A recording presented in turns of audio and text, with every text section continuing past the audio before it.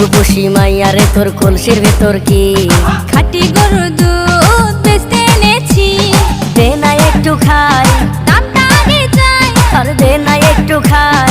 দামটা আগে চাই, তোদের মতো ভিড় খাওয়াদের চেনে রেখেছি। ও রূপসী মাইয়ারে তোর কলসির ভেতর কি খাঁটি গরুর দুধ বেচতে এনেছি। ও রূপসী মাইয়ারে তোর কলসির ভেতর কি খাঁটি গরুর দুধ বেচতে এনেছি।